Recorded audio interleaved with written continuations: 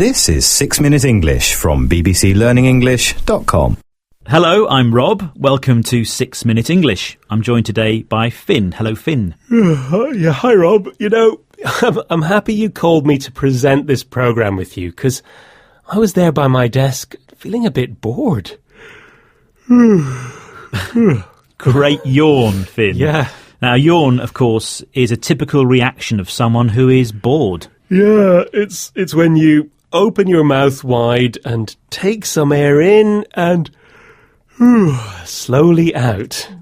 OK, well, let's make this programme all about boredom, shall we? And I'll start by stimulating your imagination. Thank you, but how are you going to make me excited and interested in something, Rob? OK, well, how about I challenge you to a question that you might not know the answer to? OK, well, you can try. Okay. Go on then. Well, I know you like the theatre. I do, but it has to be an exciting play or I get restless. Restless, you mean unable to sit still because you get bored or worried even. OK, well, I wonder how you'd feel watching the longest continuous play recorded. Well, that's quite an offer.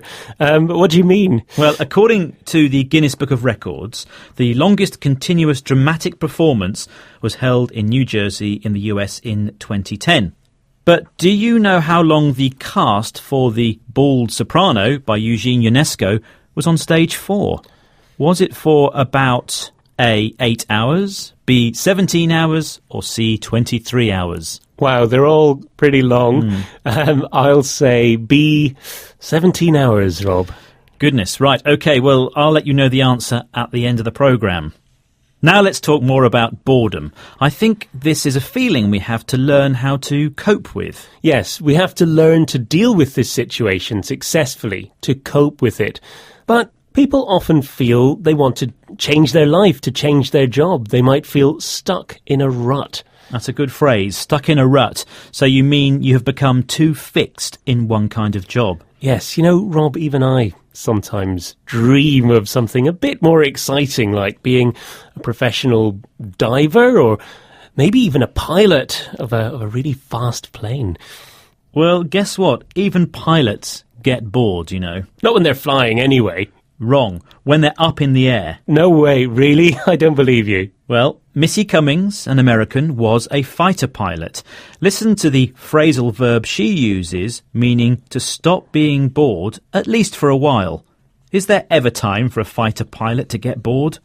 Oh, my gosh, sure. For the same reasons that commercial pilots get bored. These fighter jets are very automated when it comes to just holding altitude and heading. So you turn everything on autopilot, and I probably listen to more Oprah Winfrey TV shows on the high-frequency radios. And so you get good about using the technology to figure out how to stave off that boredom.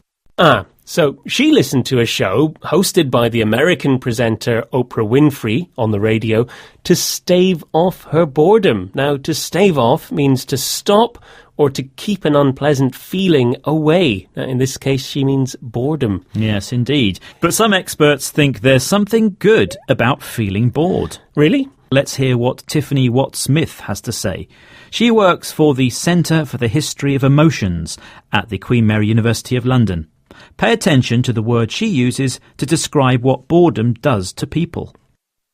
On the one hand, people are worried about being underoccupied and bored. On the other, there's a set of anxieties about us not having any more downtime. You know, we can constantly check our phones at the bus stop. Everything is to be filled. And what does that do to our minds? I think boredom is a very useful emotion. It's an emotion which spurs people on to change something about their environment. If you're bored, it gives rise to creativity.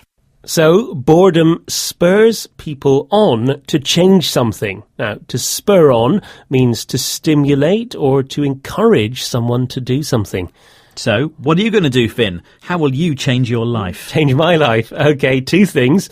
The first one is, I want to know if I got that question right.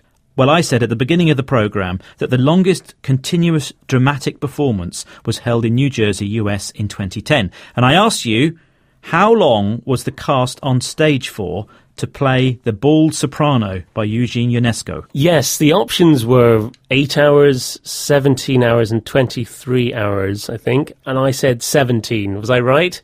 You were not. Oh, no. It was even longer. Oh, wow. Okay, according to the 23. Guinness Book of Records, yes, the play lasted 23 hours, 33 minutes and 54 seconds.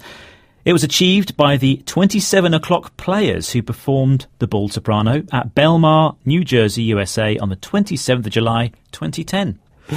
Anyway, Finn, what's the second thing you're going to do to stave off your boredom? You know what, Rob? I'm going to book myself a fantastic holiday. Maybe I could start with a visit to Patagonia in Argentina to see the penguins. Yeah, sounds very exciting.